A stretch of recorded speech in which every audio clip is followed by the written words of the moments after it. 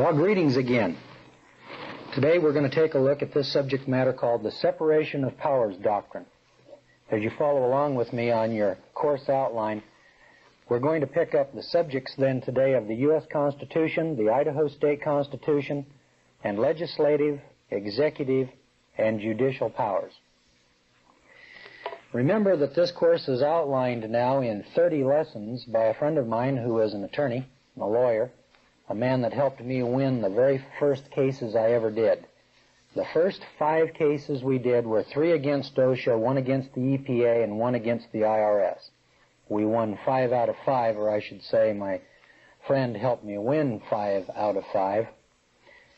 And when we decided to put this course together and to try to teach a layman how to use law, how to go into that courtroom and win a case in criminal law, what does a person have to know? Well, there's some academic knowledge, and there's some practical application. That is, can you speak? Do you know what to say, and then can you say it? Well, this thing of the separation of powers doctrine and whether or not you know what to say and whether or not you can say it will depend upon whether or not you know and understand the contract. Let me illustrate a fact or a point to you here. Let's suppose that you entered into a contract to deliver 5,000 bales of hay to a man 3 states away.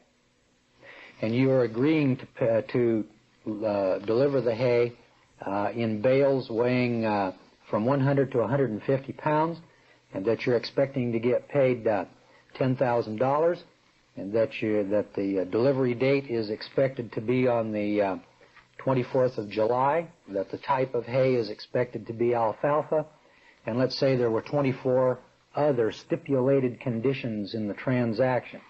You write it up here on a piece of paper, everybody signs it, and this thing isn't going to be executed for 6 months.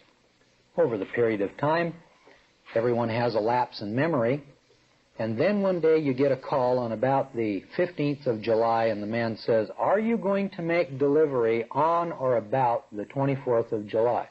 "Oh, yeah, I'll be there. Don't worry about it." Now, you show up with hay that weighs 90 pounds to the bale. You show up on the 1st of August.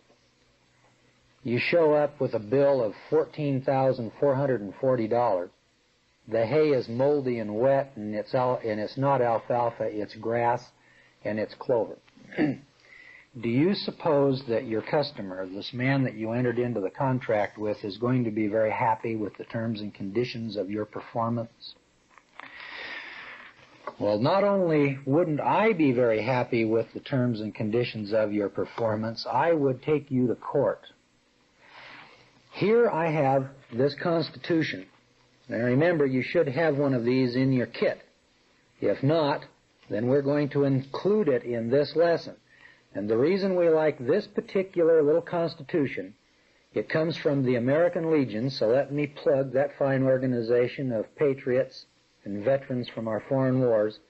And they put this out for a donation. I don't know what we pay for these, but I'd say it's probably 50 cents or $1 or something on that order. That's your United States Constitution. And that's included in this lesson. And then I want you to take a look here at your state of Idaho Constitution.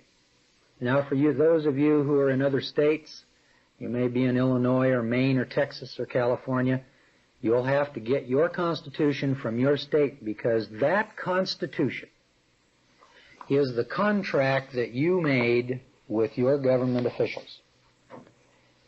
This is a grant of power from you to them. The mistaken notion is that the constitutions are a grant of power from the government to the citizen, or a grant of rights from the government to the citizen, or a grant of privilege, permission to do something that would otherwise be illegal, from the government to the citizen. That is absolute poppycock. The Constitution of the United States, and if you'll open, please, with me to this thing called the Declaration of Independence. There came a point in time when some people got together and they said, we've got some problems.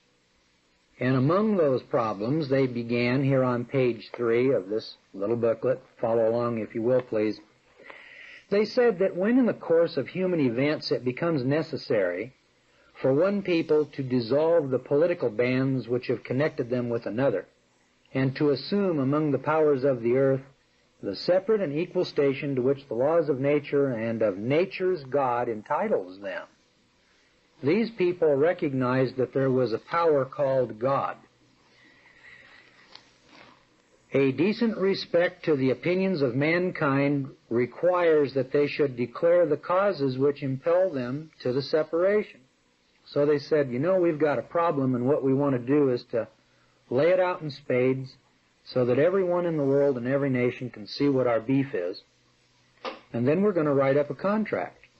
And in that contract, we're going to recognize that there are certain rights, there are certain an equal station, a separate and equal station to which the laws of nature and nature's God, they're saying that God has entitled us to. So let's take a look at the order or the chain of power that our founding fathers believed was the natural order of things. First, they recognized God. Next, they recognized man. Next, they founded a constitution or a contract which authorized and enabled them then for the one purpose of protecting life, liberty, and property to formulate a contract called the Constitution, which would create or perform or make a government which would function. And a government is simply people who are servants, public servants. And then the government creates, or has the power, it's granted the power to hire the individuals to carry out the government's function of protecting life, liberty, and property. So you got God, man, the Constitution, then government, and then bureaucrat, in that order. But today we have something different than that. What we have is the bureaucrat who's up on top of the pile having direct association and communication with the people. He's the building inspector that comes out and says, where's your permit? He doesn't come out and ask you, how's the weather and how's your house coming along and are you having any problems and are you able to pay your bills, and I'm happy to see that this vacant lot is now being put to some kind of a use, and have a nice day, and is there anything I can do to help? He comes out and he says, I want to see your permit and I want to see your permission from your government to do whatever it is that you're doing with your own land and your own property and your own money. And I contend that the pecking order is upside down. That what we have is the bureaucrat first, and then we have government, and then we have man, and then we have our Constitution. And I'm not even sure that the last thing in order is God, because I don't think God ever comes into the picture, with the exception of swearing an oath in the courtroom, which is absolutely forbidden and shouldn't be done, but then that's another subject, and maybe I'll get to that a little later. Then we find that our bureaucrats are hauling us into courts to prosecute us with these things called informations and complaints, and if I have a little time, I'm going to tell you about these informations and complaints illegally and unlawfully. And then I want to talk to you about our legislature that is out here passing laws that are that they do every and anything except protect our lives, our liberties, and our properties. And then I want to talk to you about our executive branch of government, which is out here busily carrying out these King's statutes, which are designed to eat out our substance with these thousands of officers. And talking about eating out your substance here, let me turn over here. You see, one of these problems that our founding fathers had was over here on page 5, which is about halfway down, where it says, he has erected. Follow along here, would you? 1, 2, 3, 4, 5th paragraph down from the top, page 5, your little Constitution booklet. This guy, King George, was doing then what our government is doing now. He has erected a multitude of new offices and has sent hither swarms of officers to harass our people and to eat out their substance. I contend that what we're witnessing today with all of these bureaucracies is the exact same thing that King George was doing. There isn't anything different between 1770 and 1970. They're just doing the same thing. They're just hanging different labels and different names on it and call it freedom and democracy and whatever, other names you want to hang on it to make it sound good, make the slaves feel like that everything's honky-dory and there aren't any problems and that you're really a free man. Well, what we have here then is a contract. And the terms and conditions of the contract tell the parties that are involved in the contract what they can do, what they can't do, what they're prohibited from, what discretions they have, and if they have any complaints about the contract, how that contract can be amended or changed. Now, I'm not going to read to you the entirety of the contract because to sit here and give you a lesson in the Constitution and how it's worded and what it means and all would take probably 3 or 4 lessons of and by itself, and I'm sure that just sitting here reading the Constitution of and by itself without any particular reason or format would become so boring you couldn't sit here and watch me that long because I'm pretty ugly anyway and I'm not all that exciting, so and I can't keep up with John Wayne. But let me start off here in the very beginning of our Constitution, and I'm going to run through here and I'm going to hit some highlights for you, and I'm going to tell you how you must learn and understand what your basic rights are. And the way to get an understanding of how the Constitution works and what your basic rights are is simple. I'm going to show you, maybe when you went to high school you were just really uptight if you did any constitutional study or any civics work at all. I'm going to show you how to make it easy, simple, exciting, and interesting. This little book is about 40 pages long in its totality. Go get in the bathtub, turn on the hot water with your big toe, lean back, relax, and read the little book. Don't try to memorize it. Take with you a black pen, and every time you come to a section that is exactly the opposite from what you've always believed or assumed to be true, underline it. When you get to page 40, turn back to page 1 and see how many lines that you've underlined that you now have had at least exposed to your mind that are exactly different or something new and unique that you never knew, never dreamed existed. And I think the first thing that you're going to underline is up here in the very first page here where it's on page 9, where it says, "We the people of the United States in order to form a more perfect union." Do you understand the import of those words? We, the people of the United States, in order to form a more perfect union, establish justice, ensure domestic tranquility, provide for the common defense, promote the general welfare, and secure the blessings of liberty to ourselves and our posterity, do ordain, underline the words, do ordain and establish this Constitution for the United States of America. Let me ask you the question. Who wrote this contract? Who proposed the terms and conditions? Is this then, in the preamble to the Constitution, a grant of authority and power from an all-powerful government who's going to give you some permission to do something?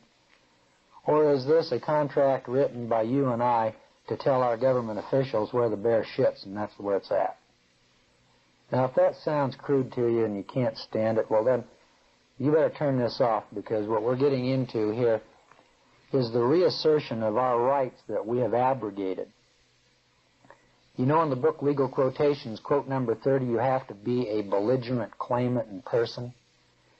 You know, a spineless wimp isn't going to be able to go into a courtroom or go talk to a public official or anybody else and assert and demand his rights.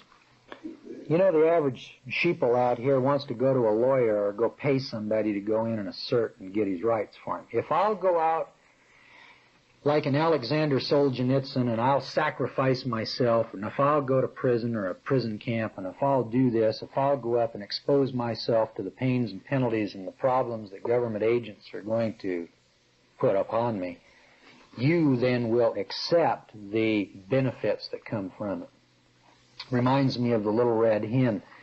You know, if the little red hen will go out and sow and grow and reap and grind and knead and bake, everybody else will come in and eat. Well, your Constitution is just about like that. And the very first thing that we learn on page 9 is that this isn't a grant of power from our government to us. This is a grant of power from us to our government. Now in Article 1, it's a pretty long section here.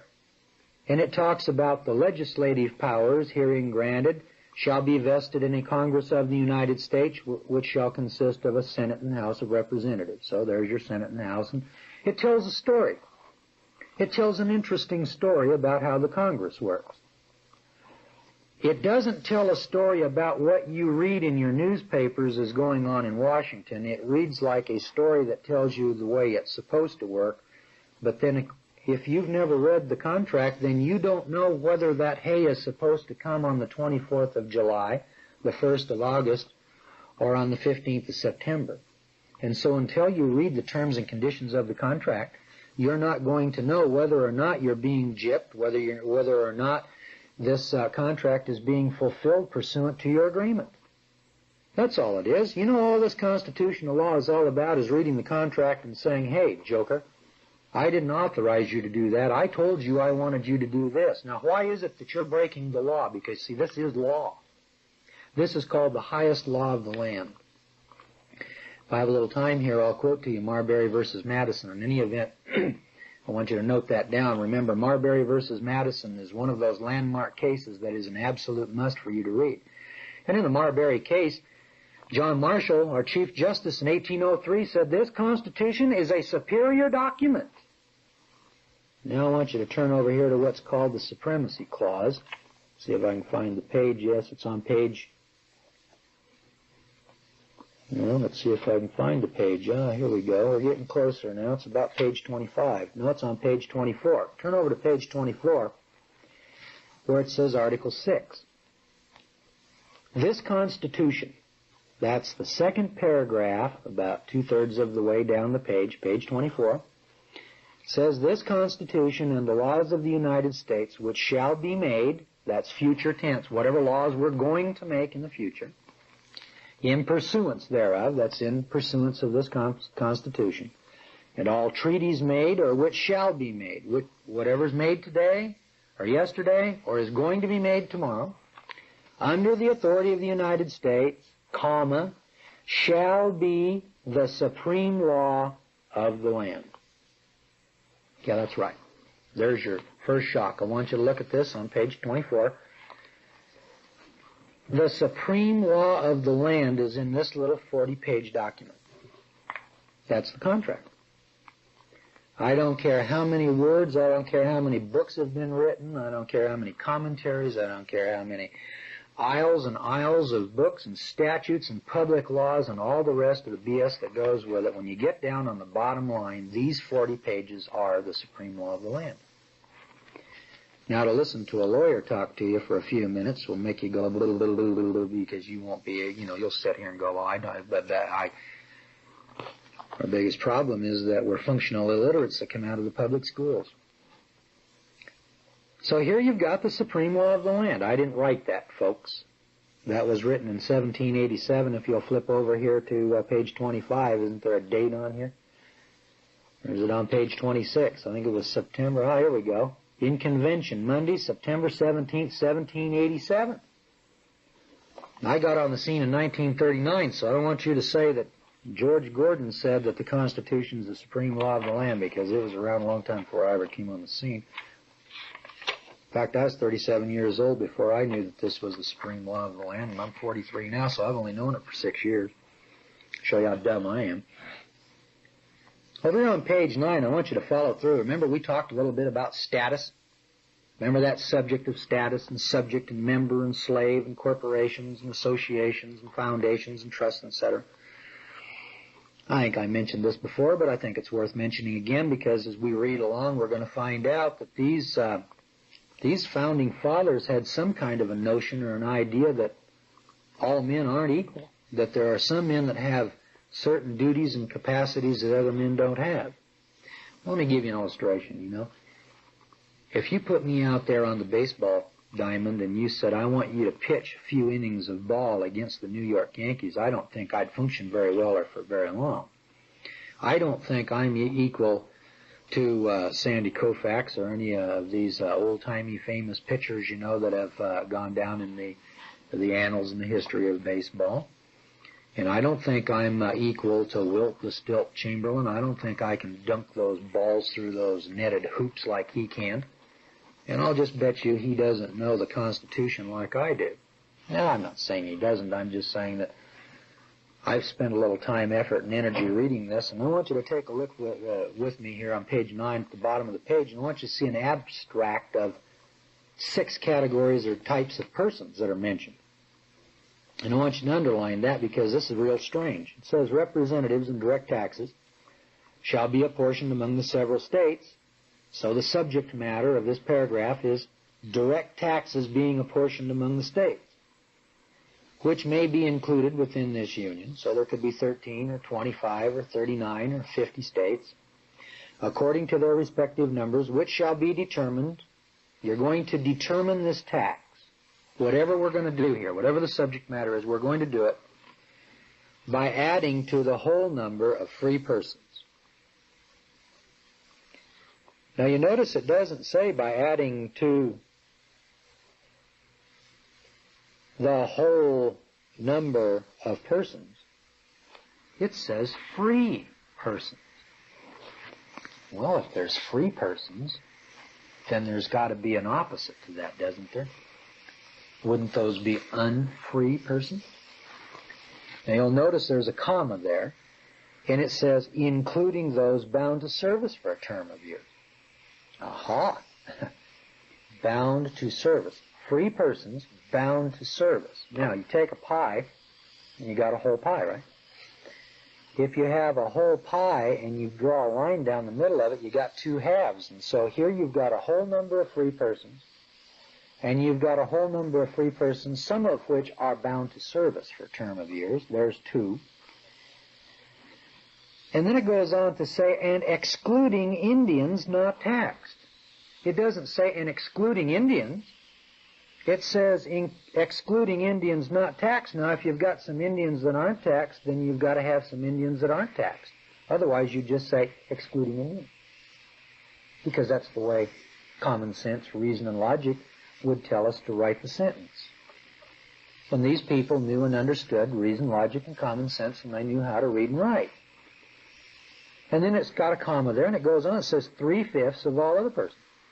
It doesn't say, and all other persons. It just says 3/5. So there's a particular methodology for dividing up all of the rest of the persons. So if you got 3/5 of all other persons, you got to have 2/5 of all other persons, don't you? There's 6 categories, 6, 5 and 1 is 6, 6 categories of persons in the abstract, and they had something called slaves in those days, those black people that were picking cotton in Mississippi, and Georgia, North and South Carolina, and planting corn and tobacco, now didn't they? And did they have corporations, trusts, foundations? Did those people know what they were? Yeah, they did. Yeah, they knew what corporations, trusts, and foundations were. So when you start adding up the number of categories or classifications of persons that come under the Constitution, you find that there is a whole plethora of people under the Constitution, the highest status of which is this thing called the free man or the free person. Natural persons, citizens.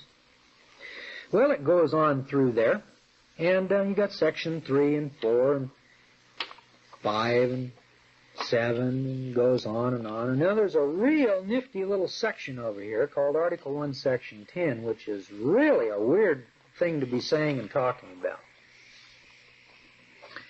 This is an amazing section of the Constitution. In Section 10 of Article 1, this is on page 17, there's some more things to underline, and they go on like this. It says, no state shall. Why don't you underline the words no state shall. Have you ever had a kid and you tell the kid, kid, you shall not eat food in the living room? That's kind of an absolute. You say, no kid shall eat food in the living room. I've got some kids and they eat food in the living room. And the rule is, thou shalt not eat food in the living room. Now, once in a while they'll eat food in the living room and I catch them. And when I catch them, don't I catch them breaking the law? Isn't that what you call lawlessness and law breaking? Well, let's see now. We've got no state shall enter into any treaty, alliance, or confederation with a semicolon. Now let's suppose that the state of Nebraska entered into a treaty with the province of British Columbia to formulate or to put together an army to attack North Dakota. Wouldn't that be a violation of Article 1, Section 10? Yeah, I think it would, and I think any rational person who could look at this and read this and say, no state shall enter into any treaty, alliance, or confederation. Well, let's keep reading on and let's see if our government officials, our government, anywhere at any time, breaks the law and violates the terms and conditions of this contract in the way that maybe I broke when I promised to bring you your hay on the 24th and I was 6 days late and I said I would deliver alfalfa for $10,000 and I'm delivering moldy grass hay for $14,000. Let's see what goes on here. Well, I haven't seen any of our states do that, so we go on and it says grant letters of marque or reprisal, coin money. Now let me see now. Coin money. No, I don't think I've seen them do that. Emit bills of credit. Bills of credit. Huh. Gee, I wonder if California was emitting bills of credit when they couldn't pay their bills last month and they were issuing these vouchers. Well, I don't know. Let's go on. Make anything but gold and silver coin a tender in payment of debts. I think I'll underline that one because my government here in Idaho, now I can't speak for you if you're out there in Illinois or Texas, but up here in Idaho, these guys accept and demand things called Federal Reserve notes for filing fees in the courts and for paying taxes on property and do all kinds of things like that. And they authorize it and they let it happen and they just sit here and they don't do anything about it. And I've been complaining for a long time and they tell me I'm a kook and a nut. Pass any bill of attainder or an ex post facto law. Let's see, ex post facto law. Gosh, I wonder if there's been any laws passed after the fact. Well, that happens, I guess, once in a while. I can't think of one. Or law impairing the obligation of contracts. Oh, or law impairing the obligation of contracts. Or grant any title of nobility. Well, when it talks about laws impairing the obligation of contracts, I think our state here in Idaho is guilty. I think that we allow the impairing of the obligation of contracts by issuing or allowing irredeemable paper money to pay off contracts that are negotiated in cheaper and cheaper dollars. And I think that's a violation of our Constitution. Now, of course, I'll leave it up to you to decide what you think.